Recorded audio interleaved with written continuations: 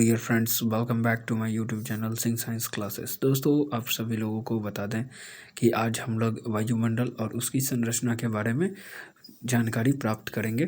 दोस्तों, यहाँ पर आप सभी लोगों को मैं बता दूं, वायुमंडल और उसकी संरचना से संबंधित जानने से पहले वायुमंडल के बारे में जान लेते हैं। वायुमंडल का ऊपरी परत के अध्ययन को एरोलॉजी और निचली परत के अध्ययन को हम लोग मेट्रोलॉजी कहते हैं। वायुमंडल जो है हमारा, वो पूरे 10,000 किलोमीटर तक फैला हुआ है। वायुमंडल में मुख्य रूप से जो गैसें पाई जाती हैं उसमें है नाइट्रोजन, ऑक्सीजन, कार्बन डाइऑक्साइड और आर्गन। उसके बाद हम लोग देखते हैं उसमें कौन कौन सा भाग है।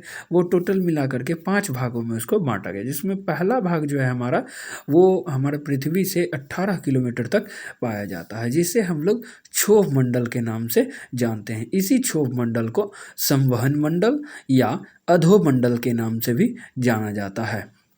इसका जो दूरी है या ऊंचाई जो है वो 18 किलोमीटर विषुवत रेखा से है, जबकि इसका जो ध्रुव से इसका जो ऊंचाई है वो है 8 किलोमीटर।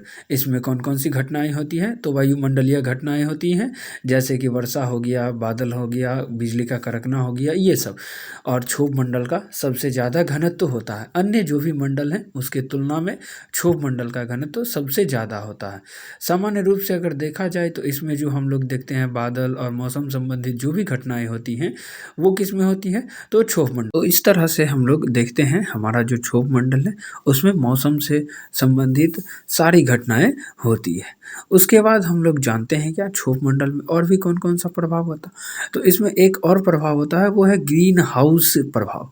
आप सभी लोगों को बता दें, ग्रीन हाउस प्रभाव जो है उसके बारे में थोड़ा सा विशेष रूप से हम लोग जानकारी प्राप्त करेंगे। इसमें जो वो ग्रीन हाउस गैस प्रभाव जो होता है वो गैस से होता है, जिसका मुख्य घटक कौन कौन सा है? तो नाइट्रोजन, कार्बन डाइऑक्साइड, ओजोन और जल वाष्प, और इसके साथ साथ मीथेन गैस। ये क्या करता है? वायुमंडल के चारों ओर अपना एक मोटा घेरा बना लेती है और सूर्य के प्रकाश को बाहर नहीं जाने देता, और पृथ्वी पर तापमान बढ़ता जाता है, और इस तापमान का इन गैसों के द्वारा बढ़ना ही ग्रीन हाउस इफेक्ट कहलाता है। चलिए हम लोग इसको देखते हैं एक फिगर के माध्यम से। ये देख रहे होंगे आप लोग कि हमारा पृथ्वी है, और पृथ्वी के ऊपर जो व्हाइट कलर में आप देख रहे हैं वो क्या है?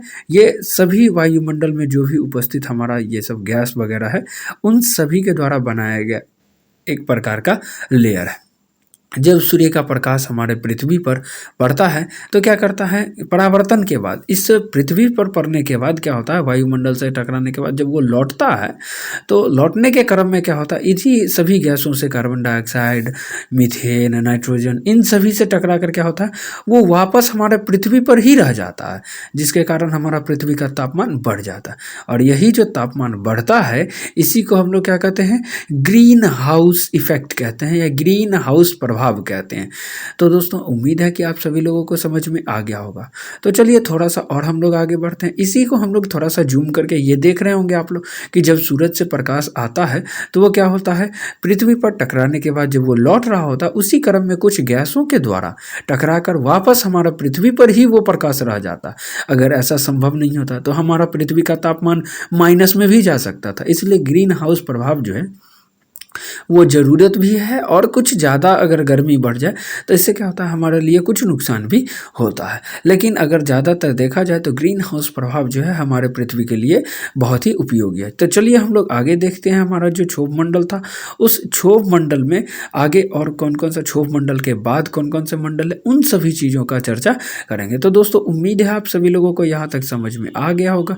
तो बने रहिए हमारे साथ अंत तक, और आप हमारे वायुमंडल के सभी संरचनाओं के बारे में जानकारी आपको यहाँ पर दी जाएगी।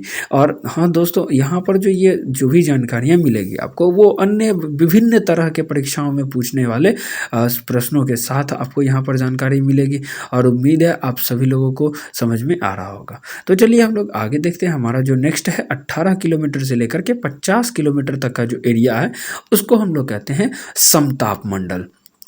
50 किलोमीटर तक का जो एरिया है उसको हम लोग क्या कहते हैं? समताप मंडल।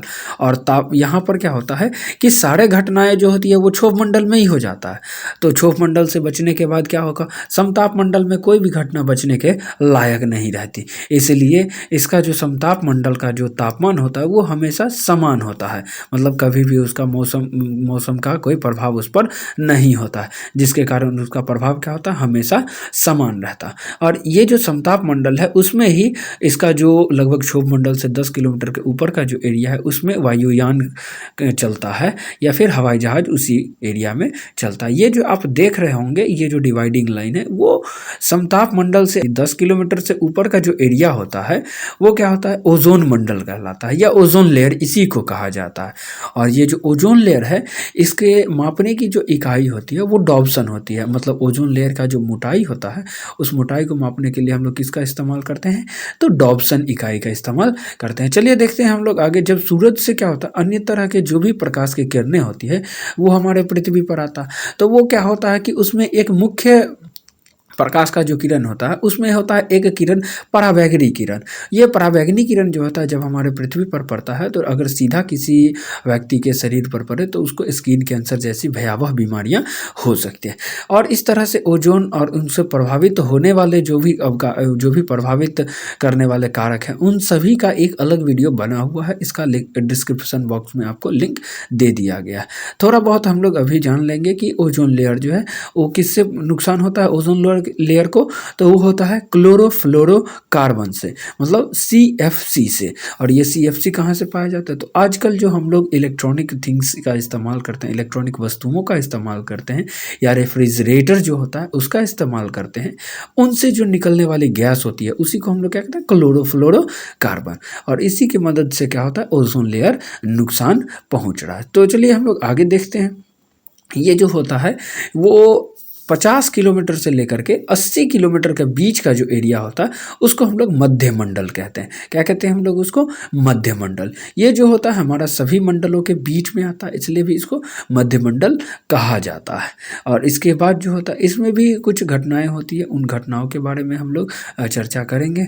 उससे पहले हम लोग जान लेते हैं कि मध्य मंडल में क्या होता है। उल्का पिंड से आप उल्का पिंड का नाम सुनेंगे। ये उल्का पिंड जो होता है वो इसी मध्य मंडल तक में ही आकर के सिमट करके रह जाता है। अगर उल्कापिंड हमारे पृथ्वी पर रह जाए तो वो हमारे पृथ्वी को तबाह कर सकता है, नुकसान कर सकता है।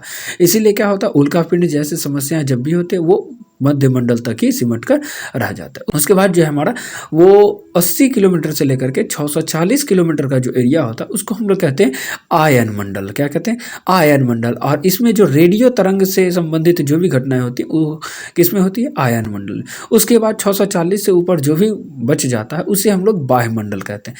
मतलब हमारा जो पृथ्वी है उसको हम लोग 5 लेयरों में बांट रहे थे, जो कौन कौन सा था, क्षोभ मंडल, समताप मंडल, मध्य मंडल, आयन मंडल, बाह्य मंडल। तो उम्मीद है दोस्तों आप सभी लोगों को हमारा पृथ्वी और उसके संरचनाओं के बारे में समझ में आ गया होगा। तो अभी तक हमारे साथ बने रहने के लिए आप सभी लोगों को बहुत बहुत धन्यवाद। और दोस्तों अगर आपको हमारा वीडियो अच्छा लगे तो लाइक कर दीजिए, अगर आप हमारे चैनल पर नए हो तो सब्सक्राइब कर दीजिए। फिर मिलते हैं दोस्तों एक नए वीडियो में नई जानकारी के साथ।